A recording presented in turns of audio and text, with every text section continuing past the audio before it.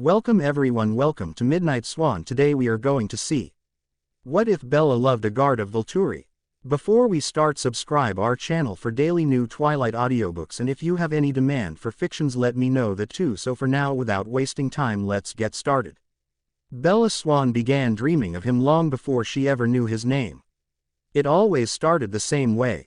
She would fall asleep in her bed in Feeney, the hum of the air conditioner rattling through the house, the weight of the desert heat pressing in from all sides. And then, everything went quiet. Cool air blew across her face, bringing the scent of pine and smoke. The forest came into focus slowly, as if it were waiting for her. She knew it was a dream. And yet, it felt wrong to call it that.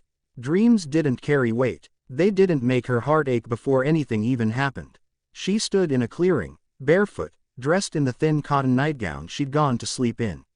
The grass was damp beneath her feet, cold enough that she hissed softly when she shifted her weight. "That's new," she muttered. Footsteps sounded nearby. She turned, and there he was. He stood a short distance away, frozen as though she might disappear if he moved too quickly. He was young, maybe in his early 20s, with dark hair curling around his face and eyes the color of wet earth. His clothes were strange. Simple, worn, undeniably old. Not costume old, but real old. "You shouldn't be here," he said.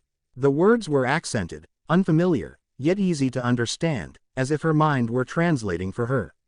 "Why not? It's a forest," Bella replied faintly. His lips twitched despite himself. "I am serious," he said, though there was no heat in it. "This forest is not safe. And you are not from here." Something about the way he looked at her, like she was a miracle and a problem all at once, made her chest tighten. "I'm Bella," she said.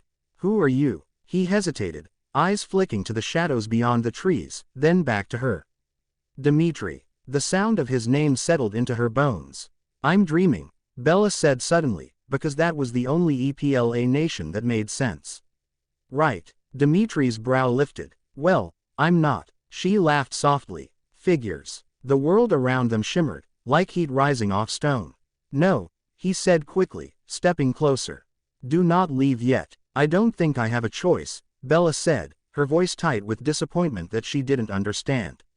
His hand lifted, stopping just short of touching her fingers.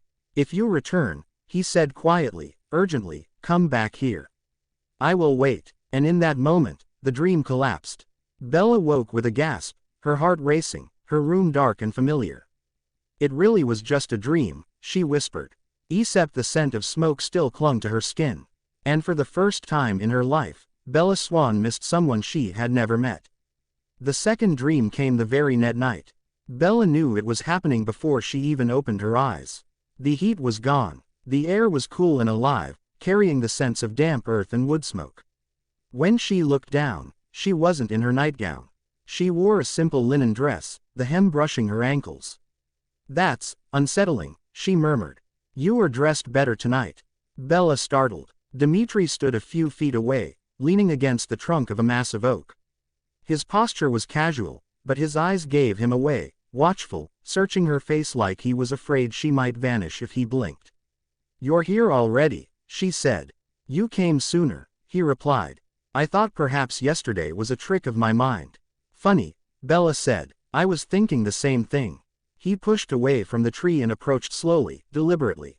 He stopped at arm's length, close enough that she could see the faint scar above his brow, the calluses on his hands. "I hoped you would return," he said quietly. "But I dared not believe it." Bella felt something twist in her chest. "I didn't exactly choose to." His lips curved, just slightly. "Then fate has better manners than most men." She laughed, surprised by how natural it felt. They walked together through the forest, Dimitri pointing out landmarks, paths, a nearby village, the distant outline of stone walls barely visible through the trees. Everything was too detailed for a dream. Bella stopped abruptly. "Okay. I need to test something." He turned to her. "Test." She slowly reached for his hand. He held his breath as she slowly touched his fingers. "You're real," he said slowly. "So are you," Bella whispered. Dimitri closed his fingers around hers like she was something precious. "When you leave," he said carefully, "the world does not change. You are gone, but the hours pass. I thought perhaps I had imagined you, but," he gestured vaguely. "I waited where you vanished. I waited all day." Her breath caught. "You waited." "Yes." Guilt bloomed in her chest, net to a feeling she didn't want to name just yet. "I don't know what this is," she said. "But I don't think it's just a dream." He met her gaze, something fierce and gentle all at once in his eyes. "Then stay as long as you can," he said. She nodded. "I will." Bella woke just before dawn, the echo of his warmth still lingering on her skin. Bella didn't tell her mom. She didn't tell anyone. Instead, she went to the library and buried herself in books. She searched for explanations that wouldn't make her sound insane. Lucid dreaming, shared dreams, temporal hallucinations.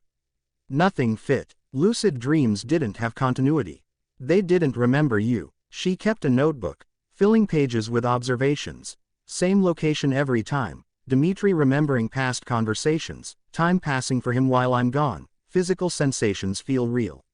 She started researching historical Greece net, followed by medieval villages near Athens. Clothing, names, his name, Dimitri.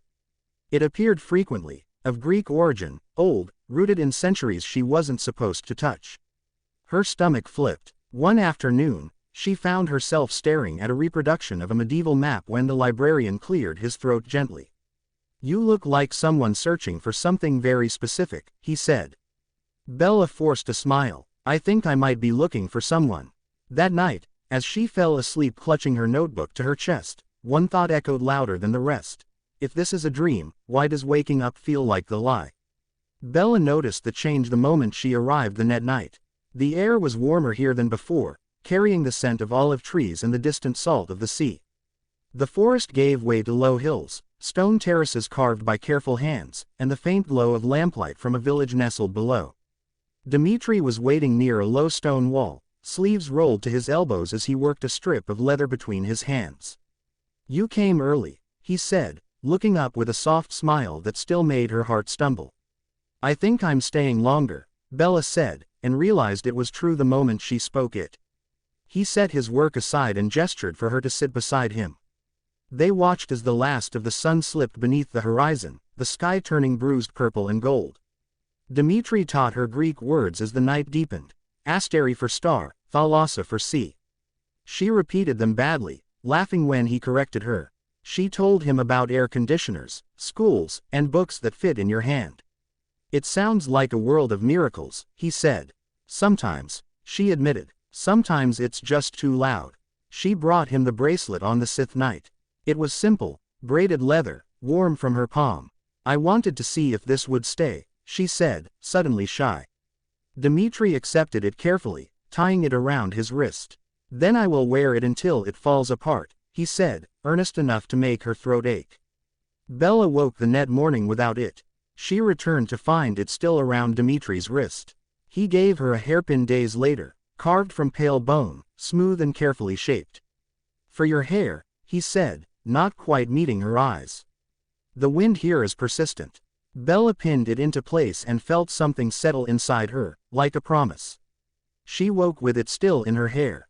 The night in Greece stretched into morning. Bella stayed through moonset, through the hush before dawn. She helped him with small tasks, sorting olives, mending nets, and fetching water. No one seemed to notice her, or perhaps no one questioned her presence. It was as if she was supposed to be there, by his side. "You did not fade," Dimitri said as pale light brushed the hills. "You used to be gone by now." "I know," Bella whispered, awe and fear tangling together.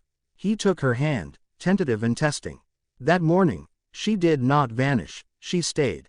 Their first kiss happened later that day without ceremony. They sat together on the stone wall, the sea dark and endless below them. Dimitri turned toward her to say something, then stopped, struck silent by how close she was. "If you vanish," he began. "I can't promise that I won't," she whispered. He leaned in slowly, giving her time to pull away. She didn't. The kiss was soft, unhurried, a discovery rather than a claim. When they parted, he rested his forehead against hers, eyes closed. "I think I have loved you longer than I have known you," he said. Bella smiled, her heart unbearably full. "Me too." The rest of the night passes too quickly for her liking, and for the first time, happiness carried a shadow. Bella groaned as she woke to sunlight. Bright, unapologetic Arizona sunlight streamed through the thin curtains of her bedroom. The air conditioner hummed steadily, the house alive with familiar morning sounds. For a disorienting moment, Bella lay still, suspended between places. Then she shifted, and something tugged gently at her hair. Her breath caught. She smiled as she reached up slowly, fingers brushing smooth bone tucked just above her ear. Her pulse jumped as she pushed herself upright. The clock read 8:02 a.m. Same time. She woke every weekday. No missing hours. No distortion. Feeney had carried on without her. But her body told a different story. Her calves ached faintly, the way they did after long walks over uneven ground. There was a shallow scrape across her palm, already healing. And the hairpin, Dimitri's hairpin, rested solid and undeniable in her hair. She had spent 2 days with him. She knew it with the same certainty she knew her own name. Bella dressed carefully, leaving the pin where it was. In the mirror, it looked out of place with her modern clothes, pale and simply carved, but she couldn't bring herself to remove it. At breakfast, Renee barely glanced at her. "Morning, Bells. You're up early." "Couldn't sleep," Bella said, which was true in every way that mattered. The day moved on. School bells rang. Teachers lectured. Jessica talked. Time behaved itself. At lunch, Bella opened her notebook and added a new line beneath her earlier observations. 2 days there, 1 night here. She closed the notebook, pressing her palm flat against it, grounding herself. That night, she returned just as the last light faded from the sky. Dimitri was waiting near the stone wall, arms folded, gaze fixed on the path where she usually appeared. When he saw her, relief crossed his face so quickly it nearly undid her. "You're back," he said, voice soft. "I always want to come back to you," Bella replied, stepping closer. Dimitri's hand lingered, thumb warm against her cheek. 2 days passed here, he said quietly. "Only 1 night for you." She nodded. "My life didn't pause. Everything keeps moving." He howled slowly. "Then time bends for you, not around you." They sat together as the stars appeared, closer now than they had been before. Her hand rested warm in his, a quiet, impossible promise. Born in 2 worlds, but only 1 heartbeat between them. Neither of them was ready to ask what would happen when time stopped helping them. Bella arrived beneath a sky thick with stars.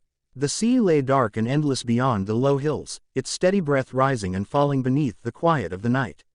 She appeared near the stone wall overlooking the terraces, the familiar weight of the place settling around her like a held breath. Dimitri was there already, not waiting in stillness, not watching the path with desperate focus, just there, as if he had always been part of the night.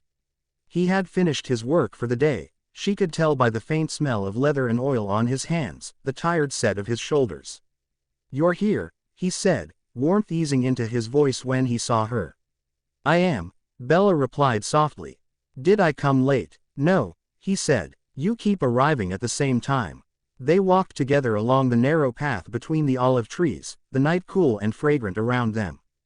Below, the village slept, lamps glowing faintly in doorways. The world felt reduced, distilled down to shadow and hush. "These hours belong to us," Dimitri said quietly. "I don't wish to lose a single one."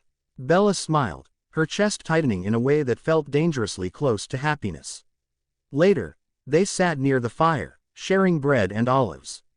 Dimitri ate slowly, unhurried, telling her about his day, repairs that needed doing, a net that would have to be replaced, the small irritations and comforts of a life still very much in motion.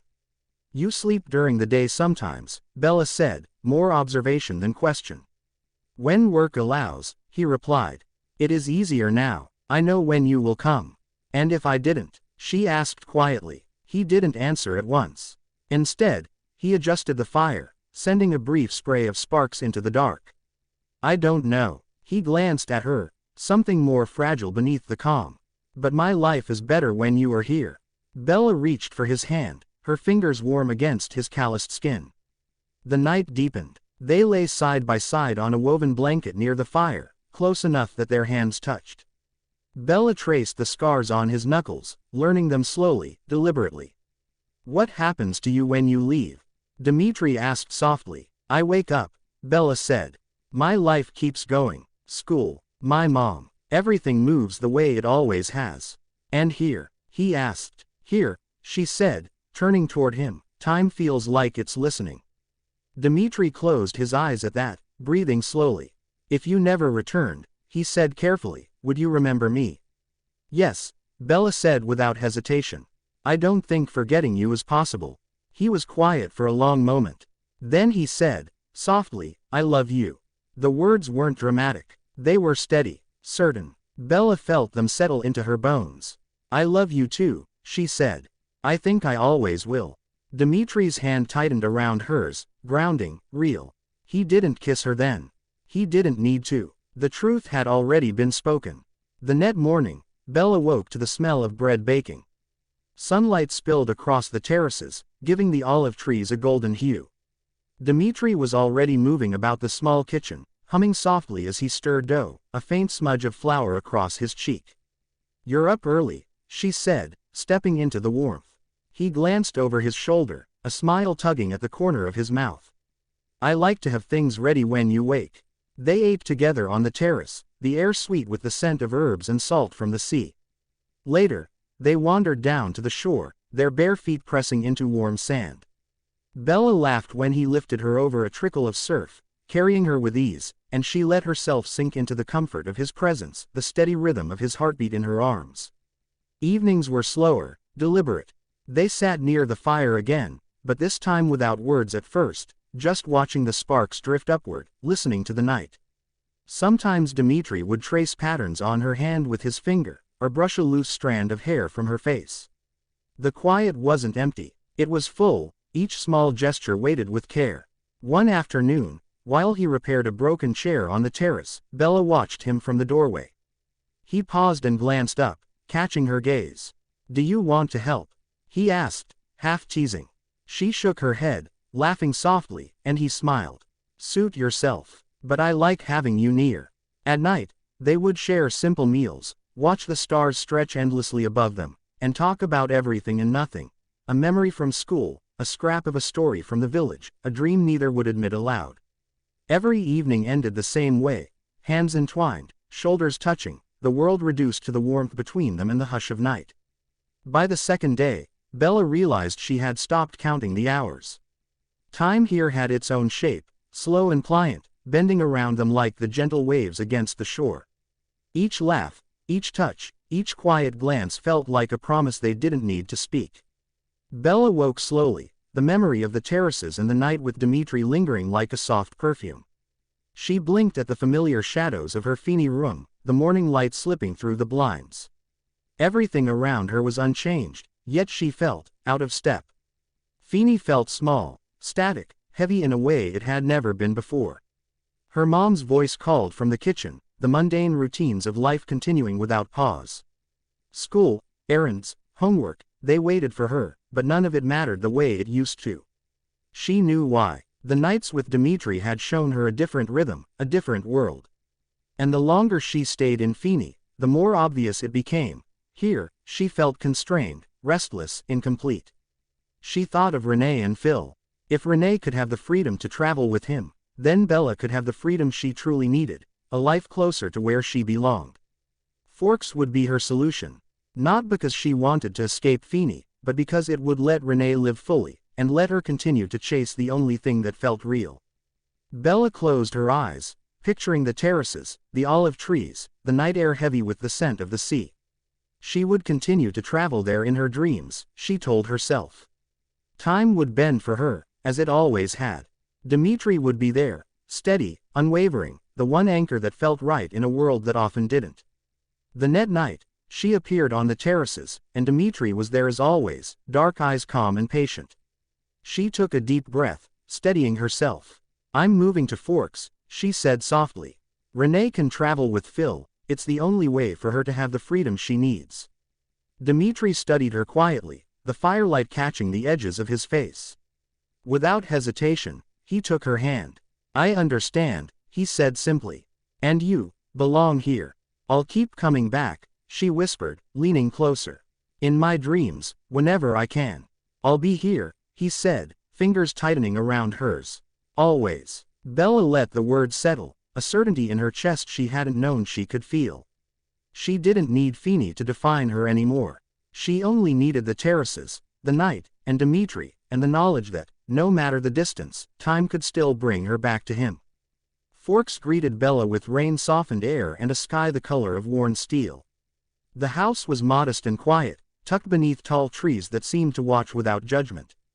Charlie moved through the space with careful consideration, giving her room to settle, to adjust.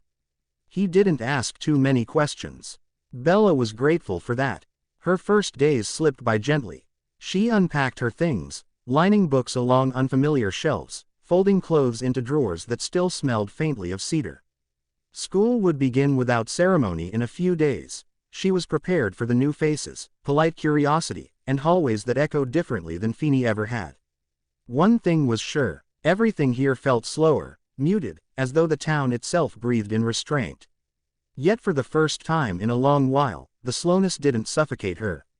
Evenings were the hardest. The rain tapped softly against her window as she lay in bed, eyes open, waiting. She thought of the terraces, of firelight and olive trees, of Dimitri's steady presence. The contrast should have hurt more than it did, but instead, it steadied her. Forks was not an ending. It was a necessary pause, a place that allowed her to EIST without constant EPLA-nation. When sleep finally took her, it was with quiet certainty.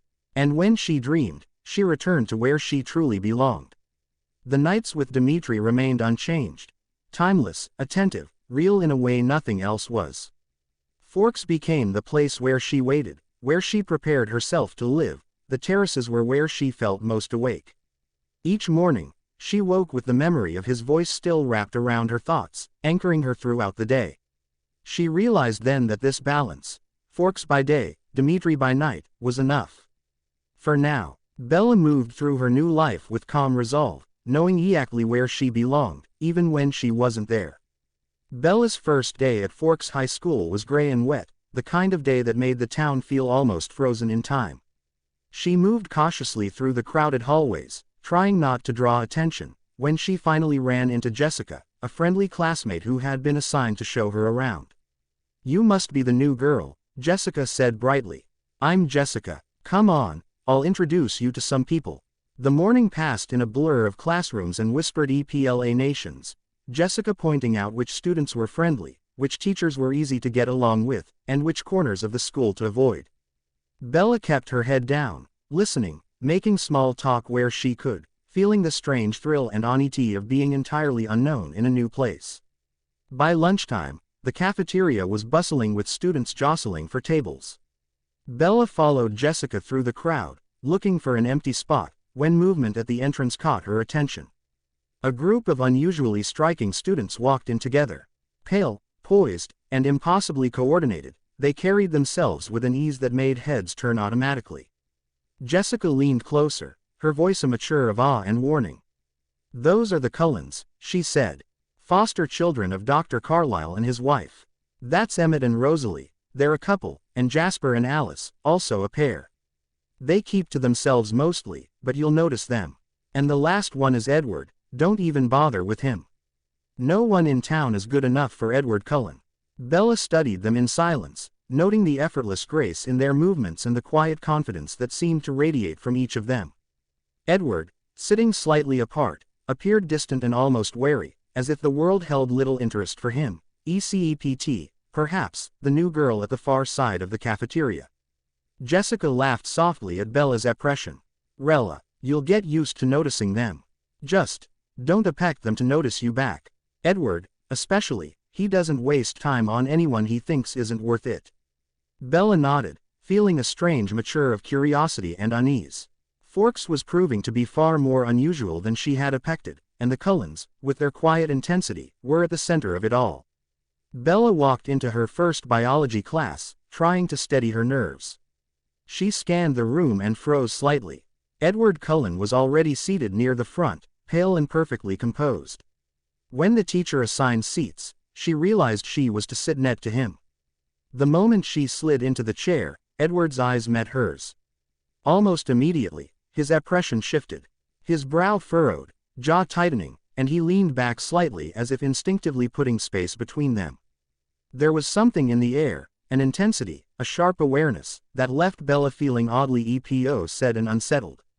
Throughout the class, Edward's behavior was unusual. He spoke little, moved with careful precision, and repeatedly glanced at her, his gaze sharp and penetrating. At times, he seemed to be fighting some internal struggle, adjusting his posture and controlling his breathing. Bella couldn't explain it, but it felt as though he were aware of something about her that no one else could perceive. By the end of the period, Bella was quite unnerved. Edward Cullen was unlike anyone she had ever met, and the encounter left a lingering sense of tension she couldn't shake. That night, she returned to the terraces. Dmitri was already there, the firelight flickering across his face. She sank onto the blanket, tracing the familiar lines of his hand, trying to calm her thoughts. "Something happened today," she said softly. "I sat next to a boy in class, and he reacted strangely to me. I don't understand why, but it was intense." Dmitri's dark eyes narrowed, his expression serious. "I don't know who this boy is, or why he would act that way, but he better not hurt you. I will find some way to make him pay if he does."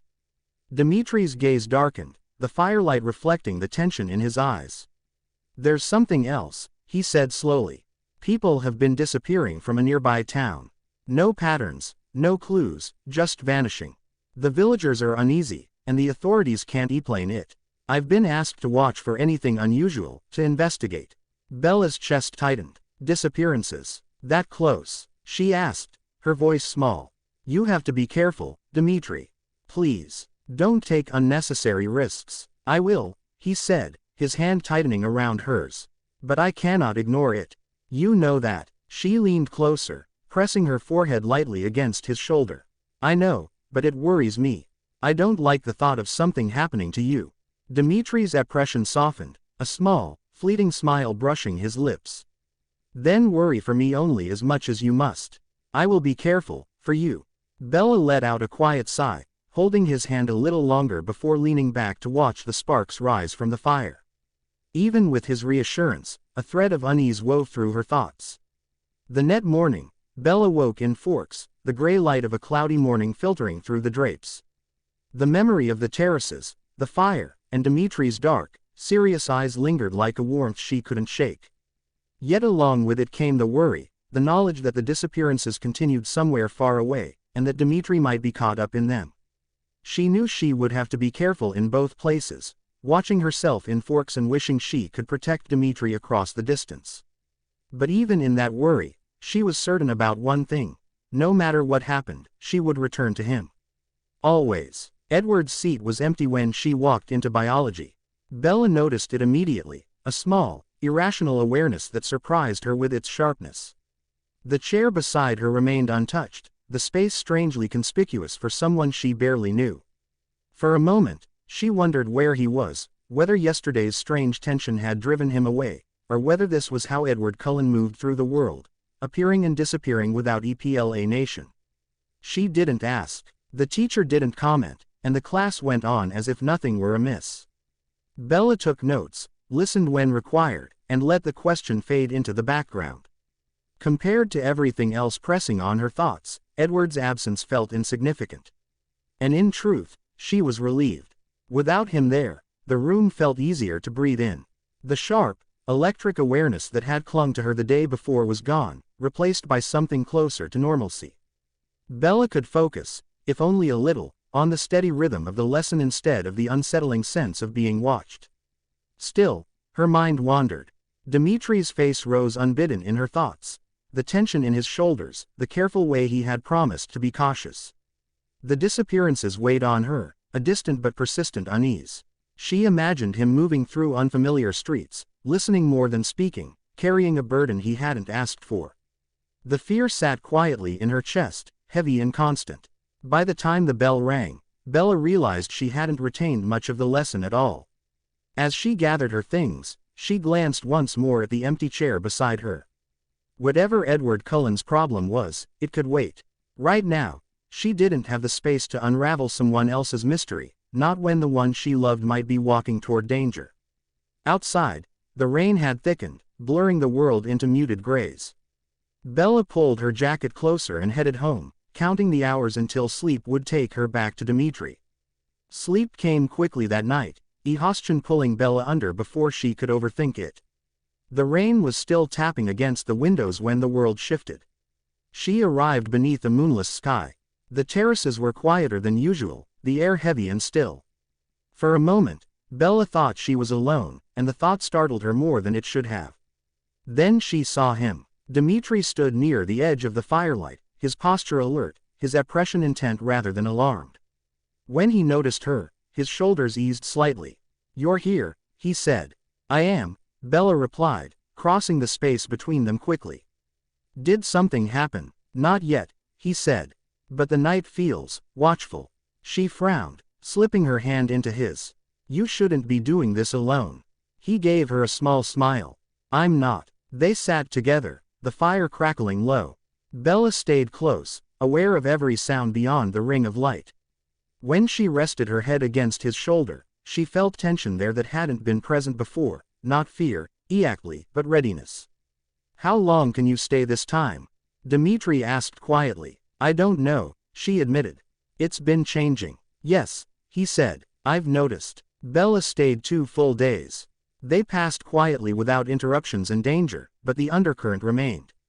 Dmitri worked as usual, checking paths, speaking with villagers, and listening carefully to conversations that ended when he approached.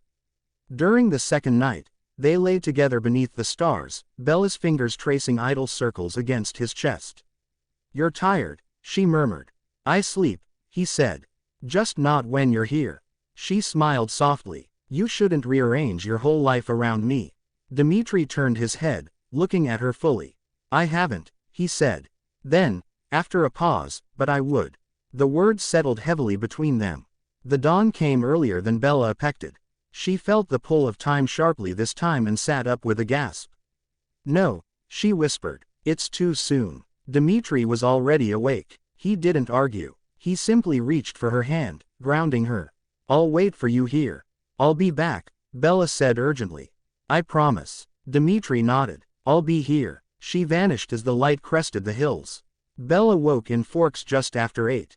Her body felt wrong. Not sick, not hurt, just misaligned. Like she had lived longer than she was supposed to.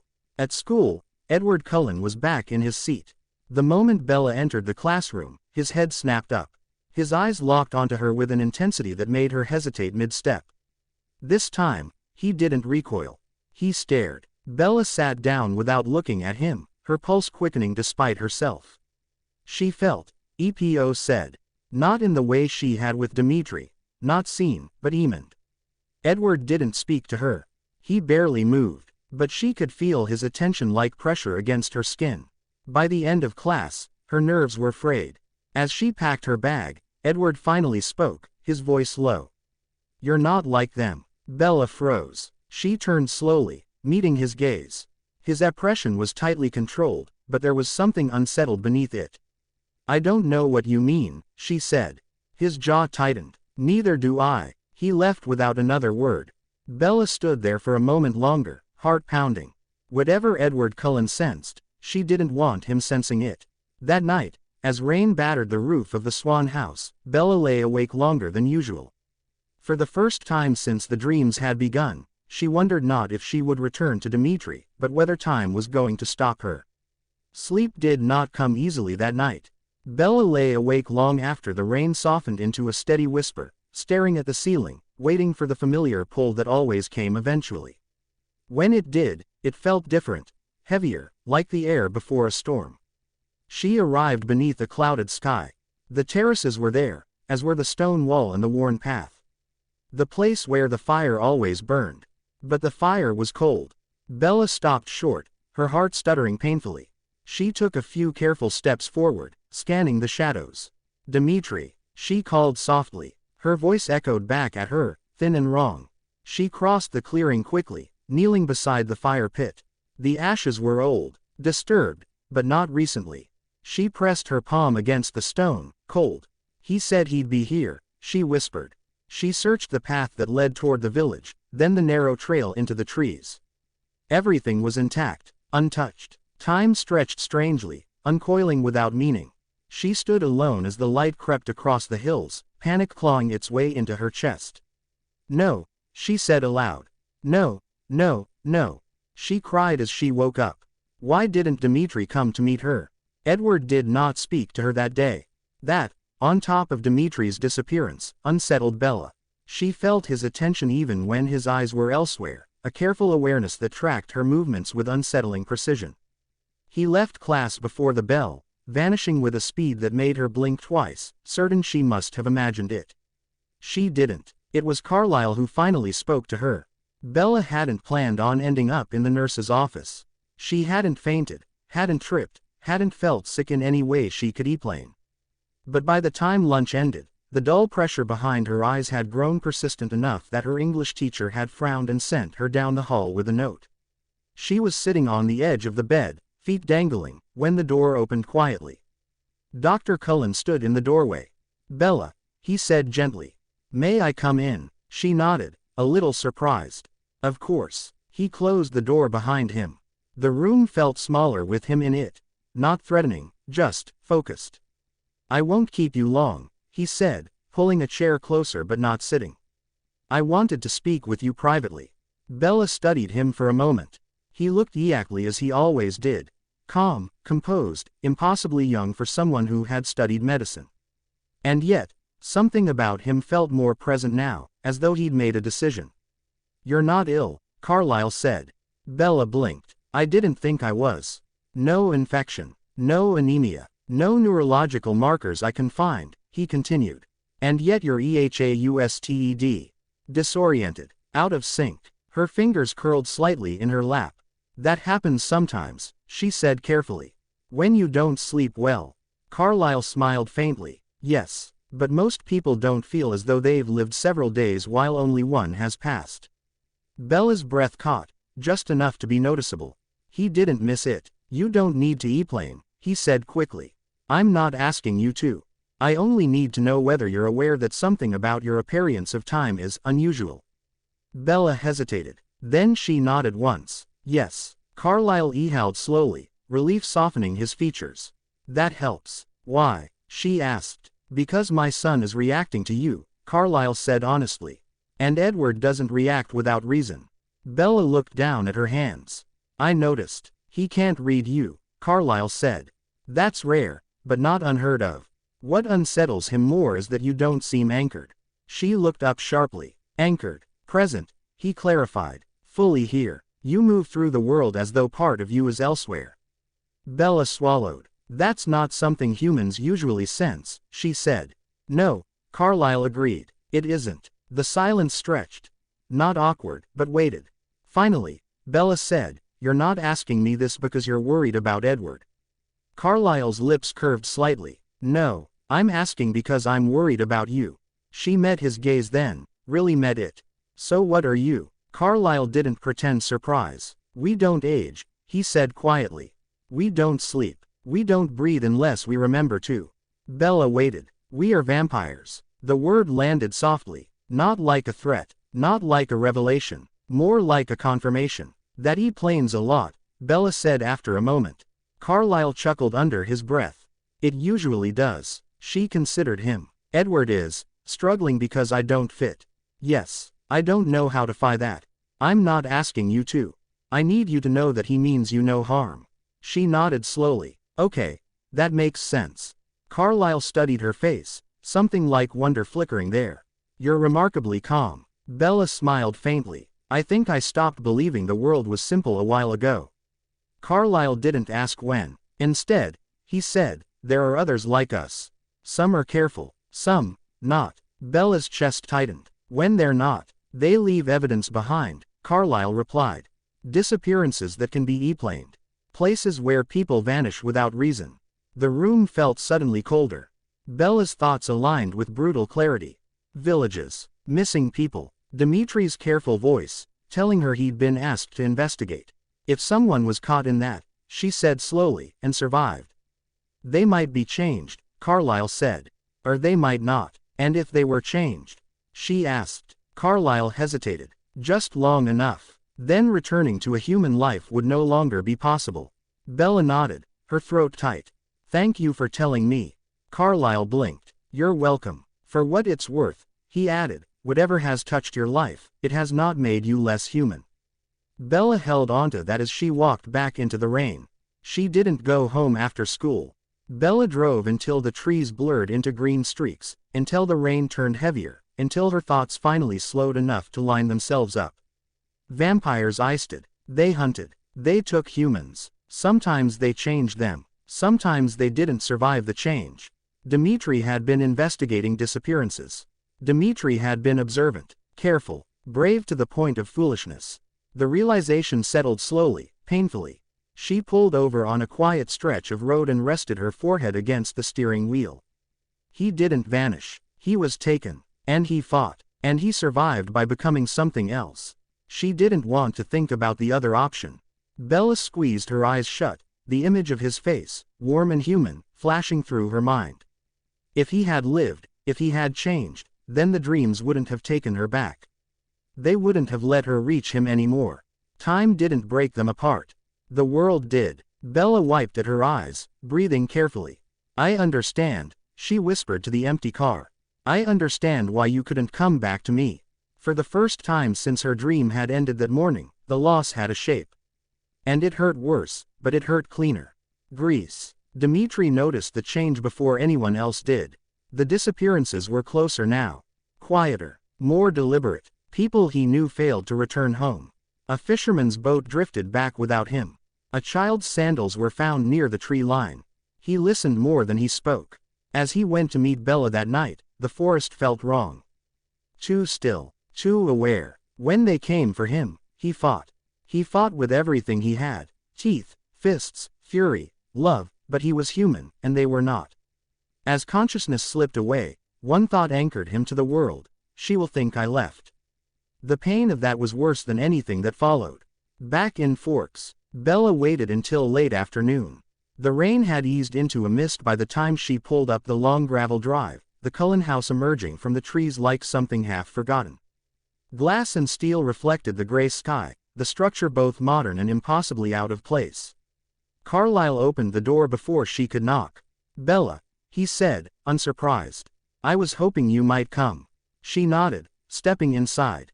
The house was quiet, spacious, filled with light that didn't quite match the day outside. She followed him without speaking, past tall windows and polished floors, until they stopped in front of a long wall lined with framed artwork. Paintings. Old ones. This isn't a gallery, Bella said softly. No, Carlyle replied. It's a record. Her eyes moved slowly across the wall. Faces stared back at her from different centuries, different styles. Some formal, some stark, all of them unmistakably ancient. And then she saw it. Carlyle stood among them, younger and older at the same time, flanked by figures dressed in dark, ornate clothing. Their expressions were cold, regal, inhuman.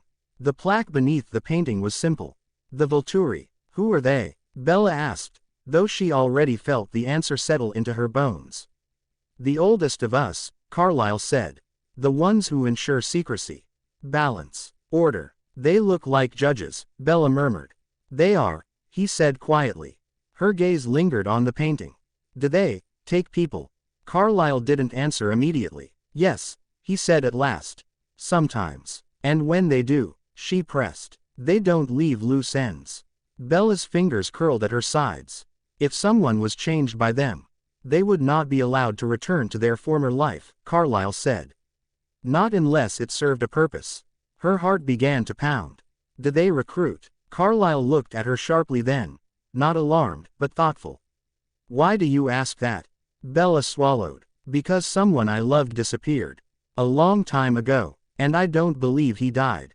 The words felt steadier spoken aloud. Carlyle studied her face carefully, then turned back to the painting.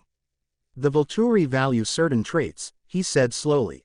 Loyalty, intelligence, a willingness to endure. Bella's breath hitched. Endure what? Eternity, Carlyle replied. She took a step closer to the painting, scanning the faces again.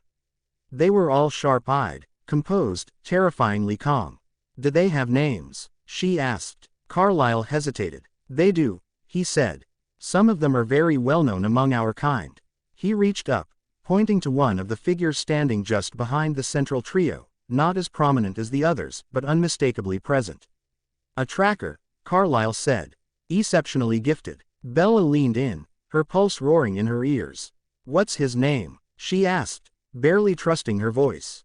Carlyle met her gaze. Dmitri. The world narrowed. For a moment, Bella couldn't breathe. He's alive, she whispered. Carlyle chose his words carefully. Heists. Tears burned behind her eyes, but she didn't let them fall. She stared at the painted figure. The posture different, the oppression colder, but something in the line of his shoulders achingly familiar. He didn't leave me, she said. It wasn't a question. No, Carlyle agreed softly. If this is the same man you knew, then no. He didn't. Bella closed her eyes, pressing a hand to her chest. I understand why you couldn't come back to me. Now, she finally knew where he had gone. Italy. He had survived. It was his first thought he awoke in the cold light of his immortality, and the first bitter reminder that survival came at a cost. Human memory clung to him stubbornly, the smell of pine after rain, the warmth of a hand in his, the sound of her voice. He hadn't asked her before everything had gone wrong. He hadn't asked where she was from, when she'd been born, what mattered to her beyond the fleeting heartbeat of their shared moments. He had hated Amen for taking him from her. He fought him as he tried to teach him control and how to navigate the predator's world without losing himself entirely. Years passed. The human world became faint, a half-remembered echo. He tracked, he waited, he hunted when necessary, and all the while, he missed her. Not just the memory of her, but the possibility of her. The thought that somewhere, she might still be alive, living a human life, unaware of what had been taken from him. Sometimes he allowed himself to imagine her waiting, and the ache was almost unbearable. Other times, he forced himself to remember the truth, her thinking he abandoned her. When he finally joined the Volturi, it was not ambition that drove him but inevitability. He had learned patience, he had learned strategy, but the hardest lesson of all, the one that no Volturi training could teach, was restraint. He would not search for her. Not until he could reconcile the man he had been with the creature he had become. And still, sometimes, in the quietest hours, he whispered her name into the darkness. Not because she would hear, but because it tethered him to what he had been, to the love he could never forget. Bella, he thought, I didn't leave you. I never would. Forks. Bella lingered in the quiet of the Cullen house, the soft light of late afternoon slanting across the floor. She finally spoke, her voice low and careful. Carlyle, you know him. Dmitri, you lived with him. Carlyle's eyes softened, memories surfacing despite the years. Yes, for decades, when I lived in Volterra, I observed how he worked, how he carried himself. He was remarkable. Bella's pulse quickened. Do you know what he's like now? Carlyle chose his words slowly. I can tell you how he behaved while I lived with him. He was disciplined, patient, and observant. He approached every task with care. He served the Volturi faithfully, and he was trusted by them. I cannot tell you how he feels now, or how he remembers the past. That, only he knows. Can you tell me how you know him? We met in my dreams. I spent more time with him than I spent sleeping in this timeline. She hesitated, swallowing hard. Can I reach him? Let him know I haven't forgotten. Carlyle's gaze was steady, cautious. That might be dangerous. This is the Volturi we're talking about. Maybe a subtle approach would be best. Bella's hands curled into fists in her lap. I don't want subtle, she said firmly. I need him to know I'm here. I need to speak to him. Carlyle regarded her carefully. I still believe a direct approach to be risky. But perhaps you are right. The Volturi value bonds, loyalty, trust. Connections like yours to Dmitri are not taken lightly. If he recognizes you, he will make them understand. They wouldn't dare come between you. Her pulse quickened. So I can go. I can find him. Yes, Carlyle said slowly. But you must still be careful. You will need to approach in a way that gives him time to recognize you. Bella leaned forward, determination blazing. Tell me how. I'll do whatever it takes. Carlyle studied her, nodding. There is a place where he trains, near the outskirts of Volterra, isolated enough for privacy. It would be the best place to see if he still remembers you without alerting every vampire in Volterra. Bella's chest tightened. I'll do it. I'll go. I have to. I won't let him think I abandoned him. Not again. Carlyle's gaze softened. Very well. I will accompany you to E-Plane if he doesn't remember. Now, let's make sure Charlie is okay with you leaving. Bella smiled as she made her way home. If everything went well, she and Carlyle would be leaving for Italy after the weekend. The only one who still needed to agree was her dad. Carlyle had assured her that their cover story was airtight. She felt bad about lying to him, but nothing was going to keep her away from the man she loved with all her heart. Dad, I have an opportunity, Bella began, trying to sound casual. Charlie looked up from his chair. Oh, what kind of opportunity? It's a research program. European history and art. Dr. Cullen helped arrange it. I'd be in Italy for a few weeks, studying, observing, learning, she said, hoping her nerves didn't show. Charlie frowned, concerned. Italy. That's far. I know, she said quickly. But it's a legitimate program. Safe, structured, and Dr. Cullen will be helping with everything. I really think it would be good for me. I've felt out of place at Forks High. Charlie sighed, running a hand over his face. All right, if Dr. Cullen says it's okay, I trust him. Just keep in touch, okay? Of course, Dad, she said, relief flooding her. Italy. Bella watched in wonder as Carlyle drove through the Italian countryside in a ridiculous fast car. Olive trees, cypress lines, and terracotta rooftops stretched to the horizon. Her chest tightened with excitement and nerves. Every mile brought her closer to him. Carlyle looked serious as he parked the car near a small, winding road leading to an open training courtyard. Remember, he said gently, that I'm right behind you. I'll intervene if he doesn't recognize you. If he does, trust him to take it from there. Bella nodded, gripping her bag strap tightly. She touched the small hairpin tucked into her hair. It had belonged to Dmitri once, given to her as a token in a dream that now felt more real than ever. He'll notice it, she thought. He has too. There, Carlyle said, nodding toward a secluded area partially shielded by tall cypress trees. That is where he spends much of his time. Are you ready for this? Bella nodded as she stepped out of the car, the warm Italian air brushing against her face. Every heartbeat felt like a drum. She moved toward the edge of the courtyard, deliberately brushing a lock of hair aside to make sure the hairpin was visible. And then she saw him. Her Dmitri, taller, sharper, more composed than she remembered, yet the line of his shoulders, the tilt of his head, the calm intensity of his gaze, achingly familiar. Her breath caught. He hadn't left her, not truly. His posture tensed as he noticed a human nearby, but then his eyes fell on the hairpin, and recognition sparked in his expression, a subtle shift in his posture, careful but deliberate. For a heartbeat, time froze. Every memory, every dream, the loss and longing condensed into that moment. Bella's lips parted, but she didn't speak. She didn't need to. Dmitri already knew. Dmitri's head snapped up. Someone had entered his domain. A human, female with brown hair. Instinct tightened every muscle in his body. Volturi protocol. Assess, observe, control. He moved with the precision of 1,000 years of training, positioning himself to watch without revealing his awareness. And then his eyes fell on the hairpin.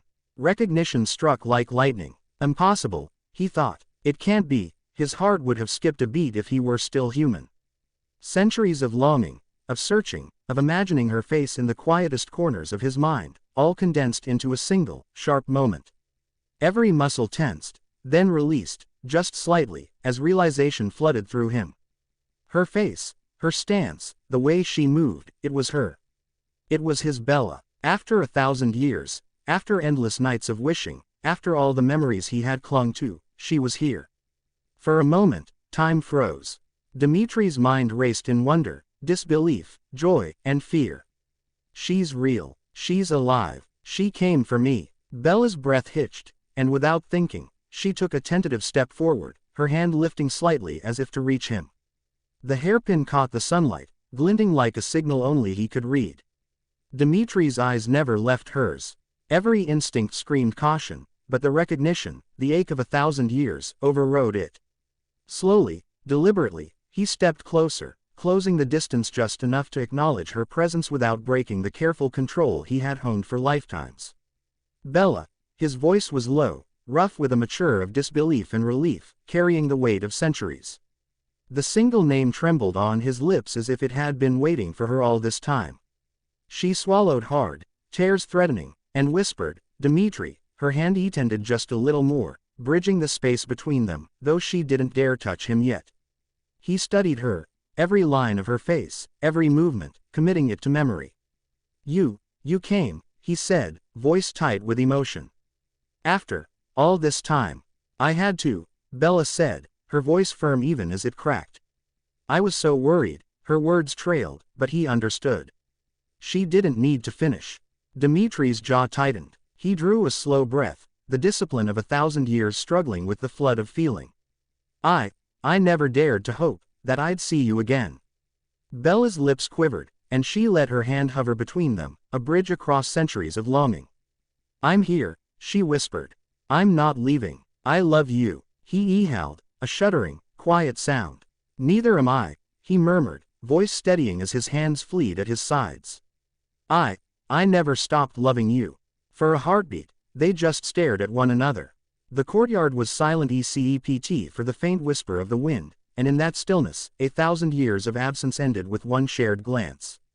Then Dmitri lifted his hand, slowly and deliberately, as if giving her every chance to pull away.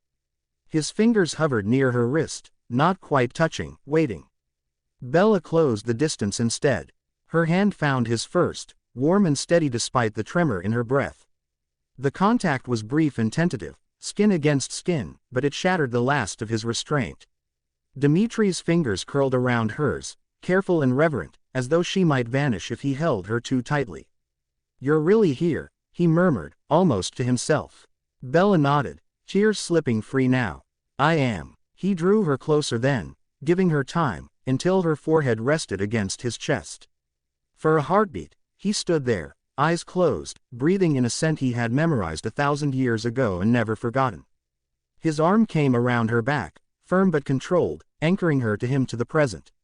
"I thought I lost you," he whispered, voice rough. "I thought the world had taken you the way it took everything else." Bella pressed her face against him, fingers clutching his coat. "You didn't lose me. You never did." Only then did Dmitri's awareness widen. He felt them before he looked. Carlyle standing at a respectful distance, deliberately still, his presence calm and non-threatening. And farther back, half in shadow, Feli. Watching, assessing, and waiting to see what this reunion meant. Dmitri lifted his head, his grip on Bella never loosening. His gaze met Carlyle's first, a silent acknowledgement, gratitude flickering beneath the composure. Then his eyes shifted to Feli. "There is no breach," Dmitri said evenly, his voice steady once more. "This is personal." Feli's expression was unreadable, but he inclined his head slightly. That much was clear. Dmitri looked back down at Bella, his hand still at her back, his thumb brushing once, gently, as if to reassure them both. "I'm not going anywhere without you," he said quietly. Bella looked up at him, eyes shining. "Good, because neither am I." And for the first time in 1,000 years, Dmitri allowed himself to believe her. Feli lingered only a moment longer, his gaze moving between them with open curiosity rather than hostility. Then he turned and disappeared in the direction of Volturi. News would travel quickly. It always did. Dmitri howled slowly once Feli was gone, the tension easing just a fraction from his shoulders. He did not release Bella. Carlyle stepped forward then, careful not to intrude. His voice was calm, measured. "Dmitri," he said gently. "It's good to see you." Dmitri inclined his head in greeting, a gesture of respect ingrained over time. "Carlyle, you've changed little." Carlyle allowed himself a small smile. "I could say the same." Bella straightened slightly, though she remained close to Dmitri's side. "Carlyle helped me," she said softly. "He believed me." Dmitri looked down at her, something warm and protective flickering in his eyes, then back to Carlyle. "You brought her here," he said. It wasn't an accusation. It was recognition. "Yes," Carlyle replied, "because she needed to see you." Dmitri's jaw tightened. "Arrow will want answers." "I know," Carlyle said evenly. "But he will also understand. This isn't defiance. It's history." Bella took a breath, steadying herself. "I won't hide," she said. "Not from Arrow. Not from anyone." Dmitri's hand tightened slightly at her back. "Nor will I allow you to stand alone." Carlyle studied them for a long moment, both physician and observer, seeing not danger, but certainty. Then we'll face him together, he said. Carefully, honestly. Dmitri nodded once. That is all Arrow has ever truly respected. Somewhere deep within Volterra, Feli was already delivering his report. Arrow would be smiling by now. And for the first time in 1,000 years, Dmitri felt no fear at the thought. Feli moved swiftly through the stone corridors, his expression neutral, his mind anything but. He had seen many things in Volterra. Rebellion crushed, covens erased, loyalty rewarded, but this was different. Dmitri did not lose control. That alone was worth reporting carefully. He entered the throne room without ceremony. Arrow was already waiting, pale hands folded, eyes bright with anticipation. Keyes sat rigid at his side, suspicion etched deep into his features. Marcus barely looked up. Master Arrow, Feli said, inclining his head. There has been an unexpected development. Arrow's smile widened instantly. Unexpected, he echoed warmly. Oh, Feli, you know how I adore that word. Please, show me everything. Feli extended his hand without hesitation. Arrow took it, pale fingers closing around Feli's wrist, and the world unfolded. He saw the courtyard bathed in sun, felt the precise instant Dimitri's attention snapped to the intruder. The automatic tightening of a predator's instincts. The sudden, jarring stillness when Dimitri's gaze fell on the hairpin. The name caught in Dimitri's throat. The way his entire essence seemed to narrow to one fragile human standing before him. Arrow's breath hitched. Not in surprise, but in delight. He saw Bella step forward. Saw the hairpin glint. Felt the recognition lock into place with irrevocable certainty. He saw Dimitri's control strain as Bella took his hand. The reverence in that touch. The absolute refusal to release her once she was there. Not defiance. Not recklessness. Absolute devotion. When Arrow finally released Feli's wrist, his smile was radiant. Oh, he breathed. Oh, how exquisite. Keyes stepped forward sharply. What did you see? Arrow turned to his brothers, hands clasped behind his back as he began to pace slowly. I saw a human walk onto Dimitri's training grounds. He recognized her instantly, and she didn't fear him. I saw loyalty, he said thoughtfully. Not the kind born of fear or obligation, but the kind forged long before immortality. A bond that survived humanity itself. Marcus had gone very still. The real bond, he said quietly, of soulmates.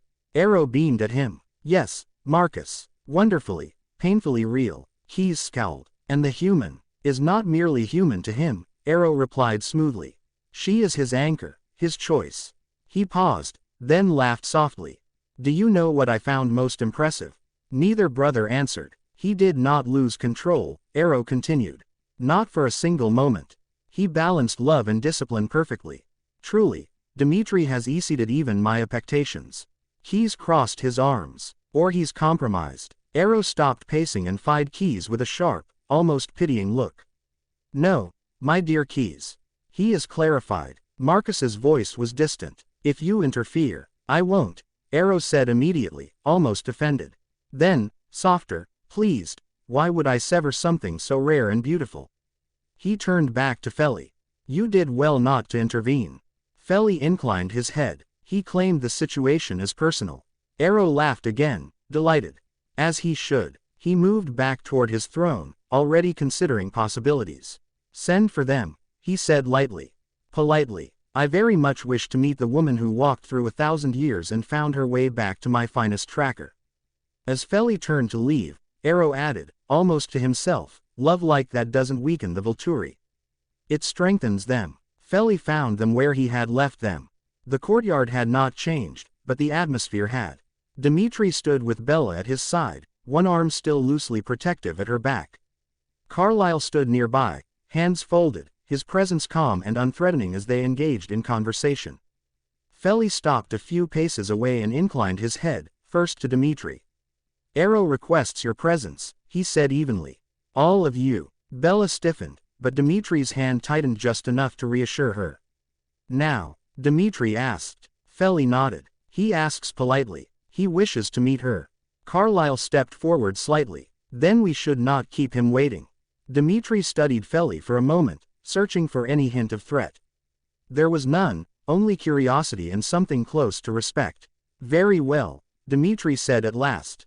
We will come. Feli turned without another word and led them through a secret passageway into the winding corridors beneath the castle. Bella kept pace beside Dmitri, her shoulder brushing his arm with every step. The walls closed in as they descended, ancient stone bearing the weight of centuries. She could feel the power of the place pressing in, not hostile, but watchful. Dmitri leaned closer, his voice low and reassuring. Do not be afraid. Whatever happens, I will not let them take you from me. She looked up at him, steady despite the fear fluttering in her chest. I know. The throne room doors opened without a sound. Arrow stood at the center, hands clasped, his smile already in place. Keys flanked him, rigid and assessing. Marcus lingered slightly apart, eyes distant, but the moment Bella crossed the threshold, his gaze sharpened. Arrow's eyes went first to Dmitri, then to Bella. Recognition lit his oppression from what he had seen through Feli's eyes. How delightful, Arrow said warmly. You must be Bella. Bella lifted her chin, her fingers still entwined with Dmitri's. Yes. Arrow's gaze flicked briefly to their joined hands, his smile widening rather than dimming. You came a very long way to see him again. Dmitri's voice was calm, unwavering. She is under my protection. Arrow inclined his head. Of course she is. I would expect nothing less. Marcus spoke then, his voice low and certain. The bond stays strong, he said. Unbroken. Keys's jaw tightened, but he said nothing. Carlyle stepped forward smoothly. We came openly, Arrow. As requested. And I appreciate that deeply, my old friend, Arrow replied, eyes never leaving Bella. What a most wonderful tale. After 1,000 years, he said softly, you found each other again. His eyes met Dmitri's. Tell me, Arrow continued, almost reverent, how could I possibly wish to stand in the way of that? Arrow's attention returned to Bella, his smile softening into something more intent. He took a single step closer, not invading her space, merely narrowing the distance enough to command focus. Tell me, Bella, he said gently, are you aware of what you are standing beside? Bella didn't hesitate. Yes. Arrow's brows lifted in pleased surprise. Oh, he's Volturi, she continued evenly. A vampire. A mortal. Dangerous, if he chooses to be. Her fingers tightened slightly around Dmitri's. And he's the man I love. A murmur of interest rippled through the room. Arrow clasped his hands. No fear. No illusion. He nodded approvingly. And do you understand what loving him costs? Bella met his gaze, steady and unflinching. I already paid the cost once, she said quietly. Losing him without knowing why. I won't waste the second chance pretending it's easy. For a moment, Arrow said nothing. Then he laughed softly, not mockery, but genuine delight. Exquisite, he breathed. Keys stepped forward sharply. This is absurd, he snapped. She's human, mortal, a liability. You would risk Eposer. Dmitri shifted instantly, his stance protective but controlled. She is not a weakness. Before Keys could retort, Arrow raised a hand. Enough, he said lightly, but the word carried iron. Keys froze. Arrow turned to him, smile gone now, his voice still calm. You speak of liability, brother, but what I see is stability. True devotion. A bond that has survived time, death, and transformation. He gestured toward Dmitri without looking away from Keys. This one did not fracture. He endured, for her. Marcus spoke again, quiet but final, severing the bond would diminish him. Arrow nodded. Precisely. Keys's lips thinned. And the human. Arrow's gaze returned to Bella, assessing her not as prey, but as a person. The human, he said thoughtfully, stands here without trembling, answers without deception, and anchors one of our most valuable guards without demanding anything in return. Bella swallowed, then spoke. I don't want power, she said. I don't want any privileges. I want to stand beside him and love him. I know what that means for my humanity. Dmitri's eyes flicked to her, something dangerously tender in them. Arrow smiled again, slower now. Oh my, he echoed. How refreshingly honest. He turned his attention back to Dmitri. You will guide her through that choice. It doesn't have to be rushed. Just no secrecy, only the truth. Dmitri inclined his head. Of course, master. Arrow spread his hands, delighted. Then we agree. How delightful. Keys said nothing more, And for the first time since Bella had entered Volterra, the weight of the city eased as if Volterra itself had taken notice. Carlyle waited until the throne room had emptied, until Arrow's delight and the echoes of power had faded into stone. He approached Bella slowly, his expression gentle but searching. "Bella," he said softly. She turned to him immediately. "I won't pretend this is simple," Carlyle continued. "Or safe. Or reversible." His gaze flicked briefly to Dimitri before returning to her. "So I need to ask you, clearly and without pressure, if this is truly what you want." Bella looked at Dimitri, at the calm certainty in his stance, the way his attention never fully left her. Then she looked back at Carlyle. "Yes," she said firmly. "This is what I want. I don't want to live without him." Carlyle studied her face, searching for doubt and finding none. Then, he said quietly, "You have my respect. And my support. But remember that this choice doesn't erase your life back home. Charlie is still your father. You'll have to navigate that carefully." Bella nodded, understanding the weight. "I know," she whispered. "I won't forget him." Carlyle smiled, warm and familiar. "Good. I'm proud of you." He stepped closer, placing a hand briefly on her shoulder. "Take care of yourself, and of each other." Dimitri inclined his head. "With my life." Carlyle nodded once more, giving them space. "I'll be there if you need guidance, you know where to find me," he said softly. Then, with a final, approving glance, he left the chamber, leaving Bella and Dimitri alone. Dimitri led Bella to a quiet chamber high above Volterra with stone walls softened by candlelight. He closed the door behind them and stood very still, as though unsure what to do with the sudden absence of witnesses. Bella broke the silence first. "You can rely," she said gently. He let out a slow exhale, long and unguarded, as the tension in his shoulders faded. "I don't remember the last time I could." She stepped closer. "Are you all right?" He looked down at her, and for the first time since she'd arrived, the Volturi composure cracked completely. "I survived centuries believing I had lost you," he said quietly. "I don't yet know how to exist knowing you're here with me." Her hand rose to his chest, over the place where his heart no longer beat. "We'll figure it out," she said. "Together." His hands cupped her face with reverent care, as though she were something sacred and fragile all at once. He rested his forehead against hers. "I should have searched for you," he whispered. "I should have tried to find you. You survived," she said. "That was enough." He closed his eyes. "I never stopped loving you." "I know," Bella replied softly. "Because I would have never stopped loving you." He pulled her into his arms then, holding her as if the world might fall away if he let go. "We need a plan," he said softly. "For Charlie. And for your transition. Both must be handled carefully." Bella nodded, thinking quickly. "For Charlie, I can phone him when I'm supposed to return and tell him I met you in Italy. That we're in love, and that I want to finish my studies here while spending time with you. He'll understand why I want to stay longer without suspecting anything supernatural." Dimitri studied her, a faint smile tugging at the corner of his lips. "Good. It's honest, yet it doesn't reveal anything he shouldn't know. It's perfect. We can send him pictures so he can see that you're okay." Bella squeezed his hand, relief washing over her. "I like that, and the rest." He pulled her into a careful, lingering embrace. "We plan it together," he murmured against her hair. "Every step, and we do it on your terms. You are not alone." Bella pressed her forehead against his chest. "I'm ready," she whispered. "For this. For us." Dimitri drew back slightly, eyes intense but tender.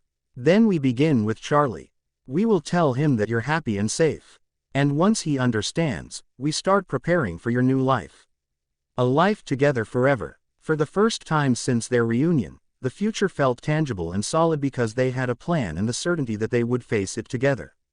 After they discussed Charlie, Dimitri led Bella to a small, sunlit chamber high in the tower, where the windows offered a view of the terracotta rooftops and the winding streets of Volterra below. The city sprawled in quiet, ancient stone, its walls and towers heavy with history. It was peaceful here, removed from the bustle of the streets, a place where they could focus without interruption. "We need to begin your lessons," Dimitri said, settling onto a low stone bench and gesturing for her to sit beside him. "You must understand what it truly means to be a vampire. Not just the physical changes, but everything it brings with it. Bella perched on the edge of the bench, hands folded in her lap. Carlyle already told me a little on the way here, but I want to know everything. Dimitri's eyes softened. Good. First, the basics. Our senses are heightened beyond anything a human can imagine. Sight, smell, hearing, we perceive the world differently. Even the smallest sound or scent can tell us things a human would never notice. He demonstrated subtly, pointing to the faint rustle of a pigeon landing on a rooftop nearby. Bella's eyes widened. You hear that? Every feather, every wingbeat, he said quietly. And our strength, our speed, it comes naturally, but it must be controlled. Discipline is everything. He paused, studying her reaction. There are dangers, too. Not just from other vampires, but in losing yourself to instincts you won't fully understand until they surface. That's why training is crucial. You must learn control. Bella nodded, absorbing every word. And the change itself. Dimitri hesitated, meeting her gaze steadily. It's intense. Painful, for sure, but less if you're prepared and calm. Your senses will upload, your body will become frozen in time, and your mind will adjust in ways that are profound. But it won't change who you are inside. Your soul will remain. He reached out, brushing a loose strand of hair from her face. You will not be alone. Ever. Every step, every adjustment, I will be here. Bella's fingers twined with his. Teach me. I want to be ready. I want to understand you, your world, and be worthy of it. Dimitri smiled, faint and tender, centuries of restraint softened by her trust. Then we begin slowly. Control your sizes first, your senses and strength. Then endurance, awareness, and perception. And finally, the change, when you're ready. Hours passed in quiet lessons. He guided her through exercises of balance and refill, showing her how to focus, stretch her senses without being overwhelmed, and move gracefully in ways that tested her coordination and perception. Bella absorbed everything eagerly, leaning on him for reassurance, silently marveling at the world he navigated so effortlessly. When the sun began to dip toward the horizon, painting the city in warm gold and rose over the rooftops, Bella leaned against Dimitri, exhausted but exhilarated. How did I do? Dimitri brushed a kiss across her temple, protective and reverent. You did well, cara mia. But now it's time to eat and rest. Bella let out a contented sigh, closing her eyes for a moment. I don't think I've ever felt so safe, she murmured. You are, Dimitri said softly, pressing his forehead to hers. And you always will be. Now, let's get you something to eat. Tomorrow, we will continue. There is much more to learn, and I intend for you to master it all. For the first time, Bella realized that immortality didn't seem frightening at all when she would face it with him. Dimitri waited until Bella had eaten and the fatigue finally claimed her. The chamber was dim now, lit only by the last amber glow slipping through the narrow window and the steady flicker of candlelight. She slept quickly, deeply, curled on her side with one hand still resting where his arm had been moments before, as if even sleep refused to let her wander too far from him. He did not move away. Instead, he sat beside the bed, one forearm resting on his knee, his gaze fixed on her face as though memorizing it all over again. The rise and fall of her breathing, so fragile and so unmistakably human, felt louder than any heartbeat he had ever heard. He had forgotten how much sound life made. 1,000 years, he thought. 1,000 years of nights spent perfectly still, perfectly controlled, perfectly empty. He reached out, hesitated only a fraction of a second, then brushed his knuckles gently along her hair, careful not to wake her. The silk of it slid beneath his fingers, achingly familiar. He had replayed this sensation in his mind more times than he could count, usually in the darkest hours, when memory was all he allowed himself. I missed you, he whispered, the words soundless against the stone walls, meant only for himself. For the man he had been. For the eternity he had endured without her. He had survived wars, covens, centuries of blood and obedience. None of it had been as difficult as believing she was gone forever. None of it had hurt as much as carrying her name like a wound he refused to let heal. Now she was here, alive, warm, trusting him enough to sleep unguarded in his presence. Something in his chest eased, a pressure he had learned to live with, but never questioned, finally loosening. He realized, with quiet certainty, that this was what he had been waiting for. Not power, not loyalty, not survival. Dmitri settled back in the chair, remaining close enough that she could reach him if she stirred. He did not need rest, but he stayed anyway, watching the hours pass, guarding her sleep as faithfully as he guarded the Volturi's secrets. For the first time since his transformation, he wasn't enduring eternity, he was living it. The weeks that followed settled into a rhythm Bella hadn't known she'd been craving her entire life. Mornings were devoted to training, though Dmitri never called it that. Lessons, he insisted, always at her pace, always with intention. They began with awareness. He taught her how to listen without straining, how to catalog sensation without panic. He would stand several paces away and ask her to close her eyes, to describe what she sensed, not what she thought she should notice, but what was actually there. The wind shifts before the sound changes, he told her once, voice low and patient. Feel it first, then listen. Afternoons focused on control. Balance ear sizes across narrow stone ledges high above the city. Refill drills that required stillness rather than speed. He corrected her posture with the lightest touch, guiding rather than commanding, always careful never to overwhelm her. You don't need to be strong, he reminded her often. You need to be precise. And in the evenings, when the city below glowed amber and rose, they talked. About immortality, about grief, about the lives they had lived apart. Dmitri never shielded her from the truth, but he never frightened her either. He trusted her with it. That trust anchored her more than anything else. 2 weeks passed more quickly than Bella expected. When she called Charlie, Dmitri waited just outside the chamber, close enough to hear her if she needed him, far enough to give her privacy. He didn't pace, he didn't fidget, but every muscle in his body was attuned to the sound of her voice. Hey, Dad, Bella said when he answered, forcing brightness into her tone.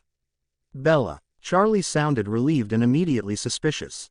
You okay? I am, she said honestly. I really am. She told him about Italy. The art, the history, the opportunities Carlyle had helped arrange. She told him about Dmitri, about meeting someone who made the world finally make sense. She didn't embellish. She didn't lie where she didn't have to. I feel like I belong here, she said quietly. For the first time, there was a long pause on the other end. You're staying, Charlie said slowly. Not a question. To finish high school, Bella confirmed, heart tight. I'll come home after. I need this. Charlie sighed, resigned, but not angry. I don't like being that far away from you, he said. But you sound steady. Happier than I've heard you in a long time. Bella smiled through the sting behind her eyes. I am. All right, he said at last. But you call me regularly, and I want pictures of everything. I will, she promised. I love you, Dad. I love you too, Bells. When the call ended, Bella sat there for a moment, phone resting limply in her hand, emotion cresting all at once. Dmitri was beside her instantly, kneeling in front of her, his hands warm and steady at her knees. You did well, he said softly. She nodded, then leaned forward into him. He understands. Enough. That's all we could ask, Dmitri murmured, pressing a kiss to her hair. You didn't lose him. No, she said. I didn't lose anything. I finally gained something. He smiled then. Small, genuine, and unguarded. So did I. From that night on, Bella trained with renewed certainty. She wasn't running from her life anymore. She was choosing the net one. Deliberately, knowingly, with love anchoring every step. And Dmitri, watching her grow stronger in quiet, human ways, knew with absolute clarity that when the time came for her transformation, she would not be stepping into darkness. She would be stepping into a future she had already claimed as her own. Autumn arrived in Volterra almost unnoticed. The light softened first, the golden afternoons stretching a little longer before yielding to cool evenings. Bella marked the passing months not by calendars, but by how much steadier she felt in her own skin. Her training deepened as summer faded. What had begun as simple awareness became discipline. Dmitri taught her how to anticipate rather than react, how to remain still when instinct urged her to move. They practiced endurance on the long staircases that wound through the towers, her breathing measured, her focus unbroken. He introduced ear sizes meant to test her restraint, watching closely as she learned to master the flinch before it formed. You're learning to choose, he told her once, approval quiet but unmistakable. That matters more than strength ever will. Charlie remained a constant thread tying her to the life she had left behind. She called him every week without fail, sometimes more. She sent pictures of sunlit courtyards, narrow streets, and museum halls. Of herself smiling, truly smiling, beside ancient stone and unfamiliar skies. She wrote long emails about classes she was finishing remotely, about Italian food she was learning to love, about a man who treated her with patience and respect. She never hid Dmitri. Charlie asked questions. Bella answered honestly, within the boundaries she had learned to navigate. Over time, the tension in his voice eased. He began to sound less worried, more accepting. "You look happy," he said once, after she sent a photo of herself laughing on a terrace overlooking the city. "I am," she replied. By November, the air in Volterra had turned crisp. Bella noticed how the cold no longer bothered her as much, how her endurance had grown. She could walk the city for hours without tiring, her focus sharper, her movements more controlled. Dmitri watched these changes closely, never rushing, never pushing. One evening, as twilight settled over the rooftops and the city below glowed dimly with lamplight, he led her to their chambers. He waited until she had settled beside him before speaking. "You're ready," he said. Bella looked at him, startled, her breath catching. Ready. She already knew what he meant. He nodded once, expression steady but soft. "Your control is strong. Your awareness is instinctive now." And more importantly, his gaze held hers, unwavering. "You are certain. You are not running toward this. You are choosing it." She swallowed, emotion tightening her throat. "I feel ready," she admitted. "But, hearing it from you makes it real." He reached for her hand, lacing their fingers together. "We don't have to decide tonight," he said gently. "There is no pressure, no deadline. This will be done when you are at peace with it." Bella leaned into him, resting her head against his shoulder. "I am," she whispered. "I've been preparing for this my whole life. I just didn't know it until now." Dmitri closed his eyes briefly, 1,000 years of restraint giving way to something quieter and infinitely stronger, trust. "Then when you say the word," he said softly, "we will begin. And I will be with you through every second of it." Bella lifted her head, meeting his gaze with calm certainty. "Soon," she said. "Not yet, but soon." He smiled, reverent and proud. "Soon," he agreed. Outside, the bells of Volterra rang the hour, their sound carrying across the stone city. And for the first time, it felt like everything was finally falling into place. The conversation did not end that night, but it changed shape. In the days that followed, Dmitri began to speak with greater precision. Not with urgency, never with pressure, but with clarity. He explained the transformation as he would any other truth, without embellishment, without cruelty, without softening what could not be softened. They sat together by the tall window as winter crept closer, Volterra wrapped in pale stone and colder light. "The venom moves slowly if it's done correctly," Dmitri said one evening, his voice calm and steady. "It must reach every part of you, but not all at once. Too fast, and the pain becomes unmanageable. Too slow, and it risks complications." Bella listened without flinching. "It will feel like fire," he continued, his gaze never leaving hers. "As if your veins are burning from the inside out. Your senses will sharpen before your body stills. You will hear things you cannot place.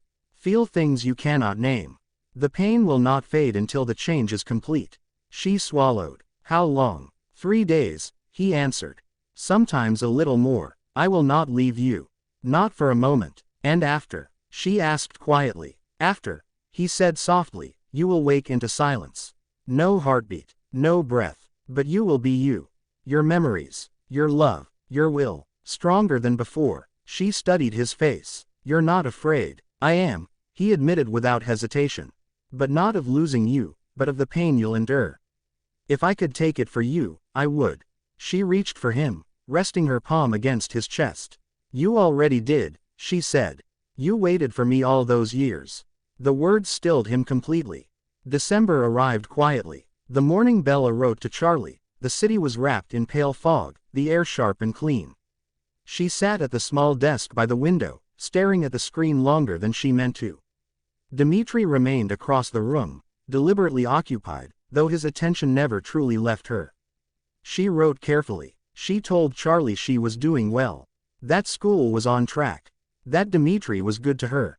That she had been given the chance to travel for a few weeks, to France, maybe Austria, places she'd always wanted to see. That cell service might be unreliable.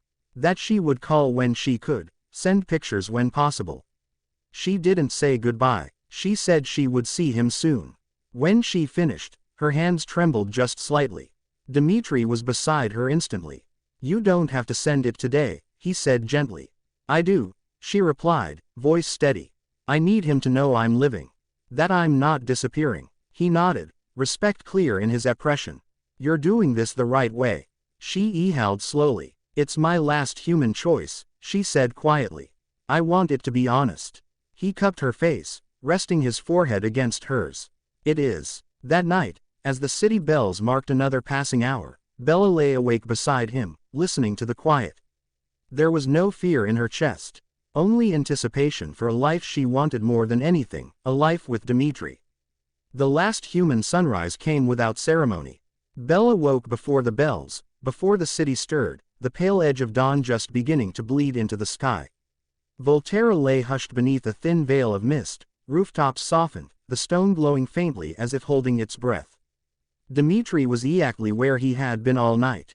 He always was, still and silent beside her, his presence a constant, attentive awareness rather than rest. The moment she shifted, his arm adjusted instinctively, steady and sure, grounding her without a word. His gaze traced her face as if committing every detail to memory, knowing this was the last time he would see her like this. "Do you want to see the sunrise?"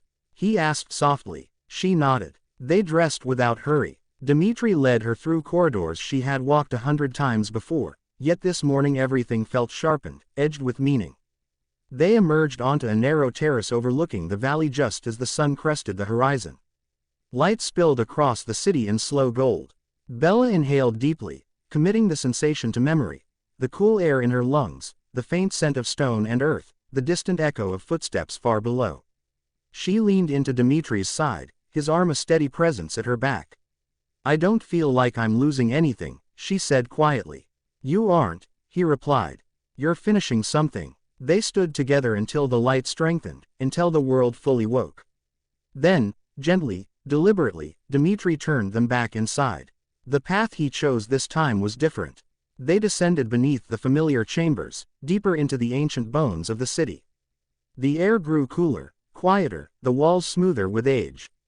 Torches burned low along the corridor, their flames steady, untroubled by drafts. At the end of the passage stood a single stone door. Dmitri stopped before it, turning to face her fully.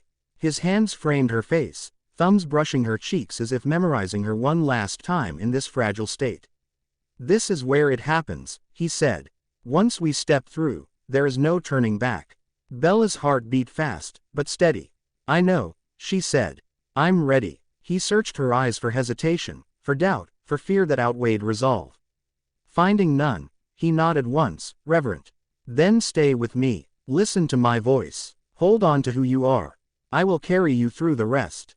The door opened soundlessly. Inside, the chamber was simple.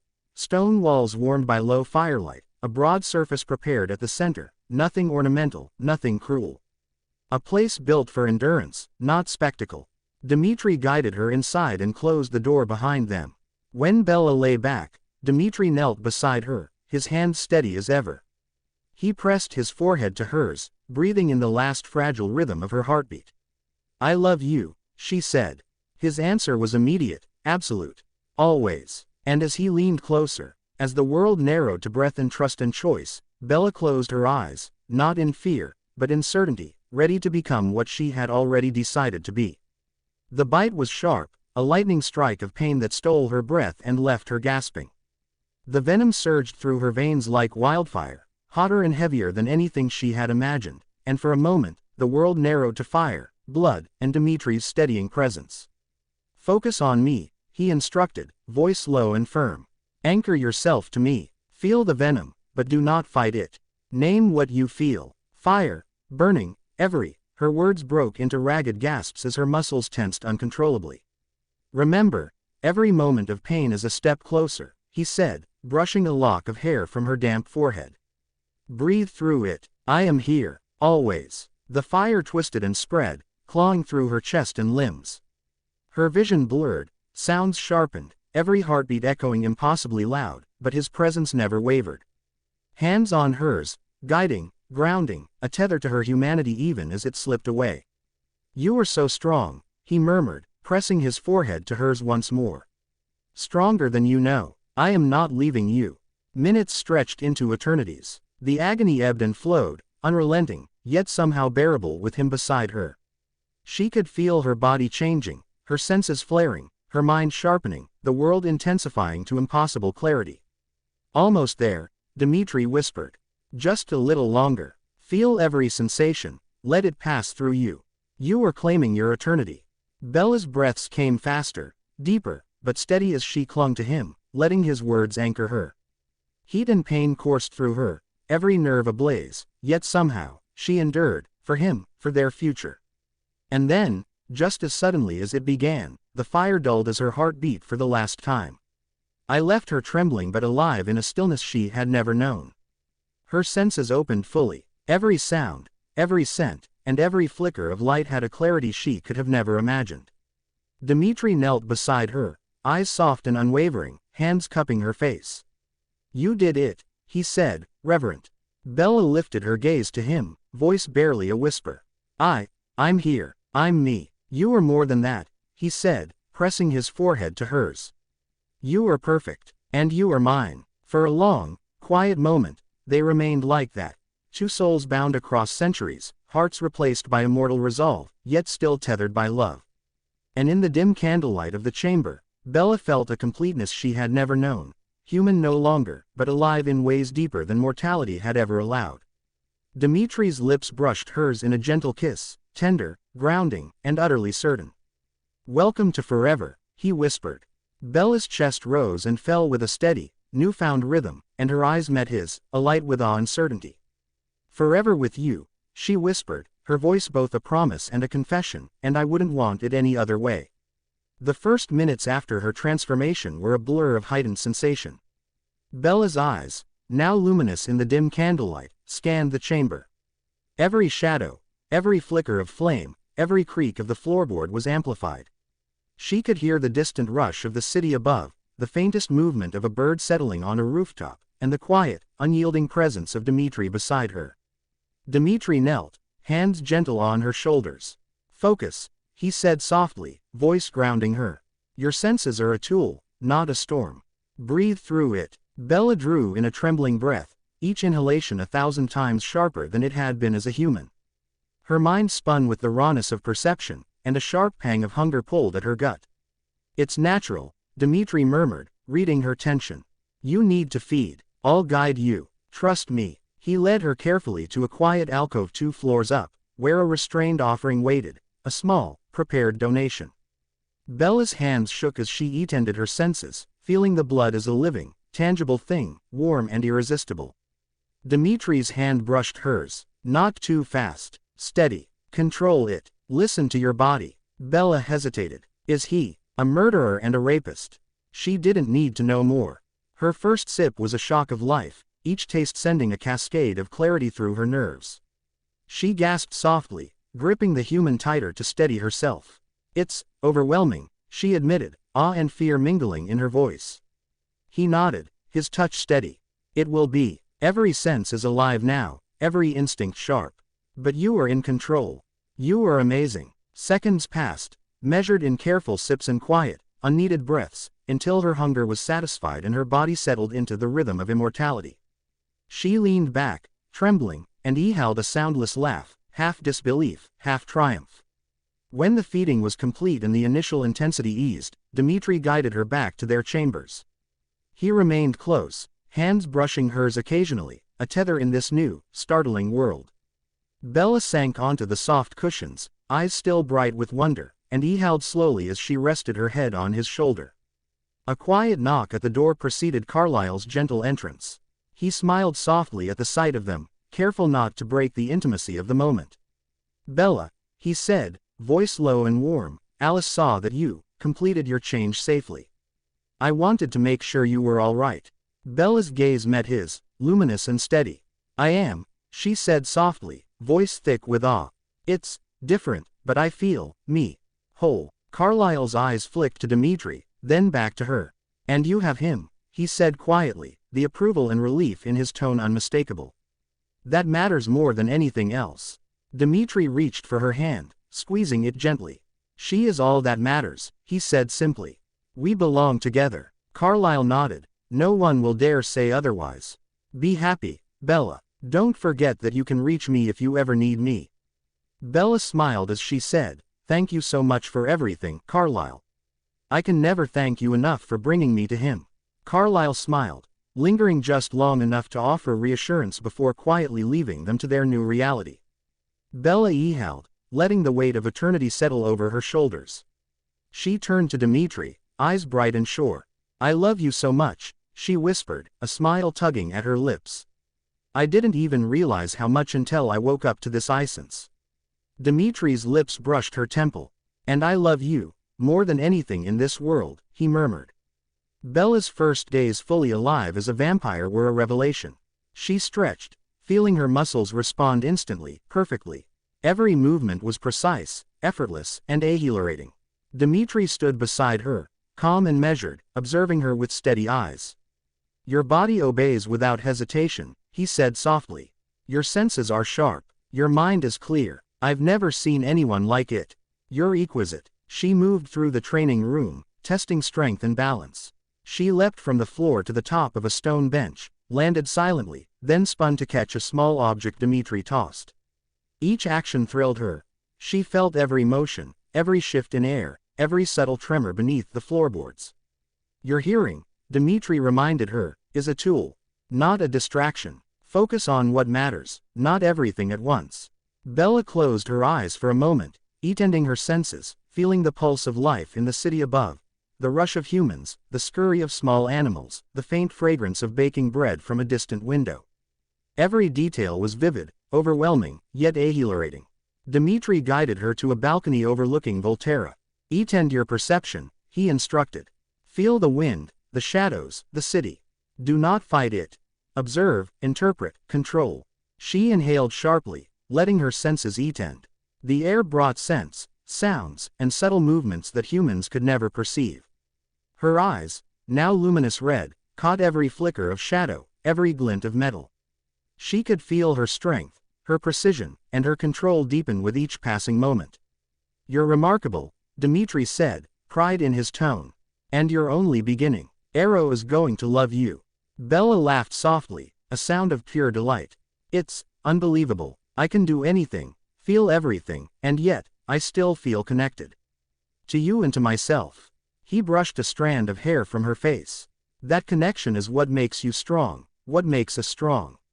For hours, or what felt like hours in the endless stretch of their immortal night, they practiced, explored, and pushed her abilities further.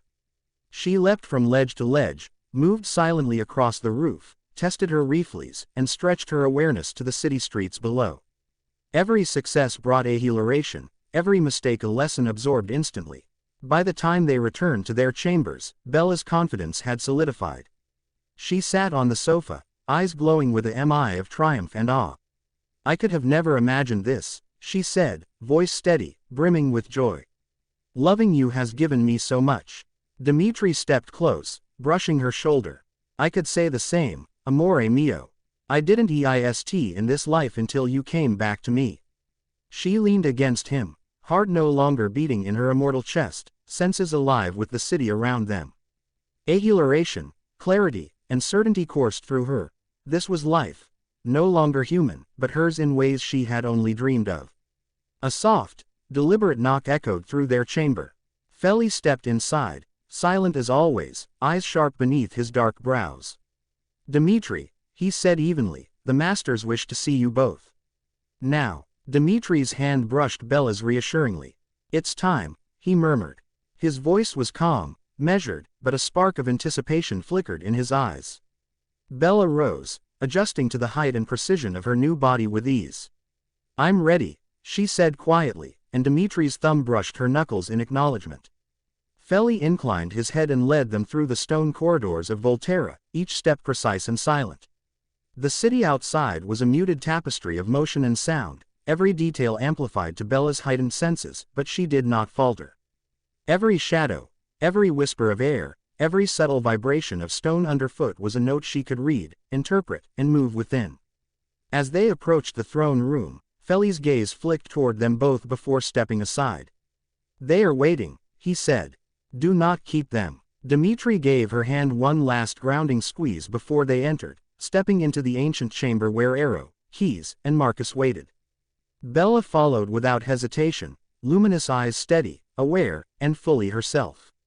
The throne room had not changed. Ancient stone, carved pillars, the faint scent of dust and power lingering in every shadow. Yet everything felt different now. Bella could sense them before they came into view. Arrow's keen, anticipatory focus, Keys's sharp-edged scrutiny, Marcus's distant, heavy stillness, like grief fossilized into eternity. Arrow rose as she entered, delight lighting his pale features as he walked toward them. "Bella," he breathed, reverent. "Or should I say, Bella Volturi." His eyes flicked to Dimitri, then back to her. "How extraordinary you are." Bella inclined her head, respectful but unafraid. "Thank you for allowing me to complete the change when the time felt right." "Allowing it?" Arrow laughed softly. "My dear, it was an honor. Few transitions have ever felt so inevitable." He extended a hand. "May I?" She hesitated only a fraction of a second before placing her hand in his. Arrow's brow lifted, a flicker of curiosity crossing his features. He leaned slightly closer before looking up in wonder. "I cannot read you," he said softly, almost to himself. Bella felt a slight tension in the air but did not respond. She remained calm and steady in Dimitri's quiet, protective presence. Arrow's lips curved in a slow, appreciative smile. "Remarkable," he breathed. "Few can resist me. Few can remain their own." Dimitri's grip tightened at her side, protective but proud. Keys's eyes narrowed, suspicion evident in every line of his pale face. Marcus watched, his gaze heavy and deliberate. "The bond," he said. "It never frayed." Dimitri turned slightly, just enough to shield Bella without hiding her. "It couldn't," he replied simply. Marcus studied Bella again, something like peace, rare and fleeting, softening his oppression. "You returned to him," he said. "That is, rare." Bella felt the truth of it settle deep within her immortal chest. "I chose him. Then. And now." Silence followed. Thick, measuring, but not hostile. At last, Arrow clapped his hands together softly. "Then it is settled. You are one of us now, Bella." His eyes gleamed. "Welcome to the Volturi." Bella didn't look away from Dimitri as she answered. "Thank you, Master." Dimitri leaned close, his voice meant only for her. "Nothing will tear us apart now, cara mia."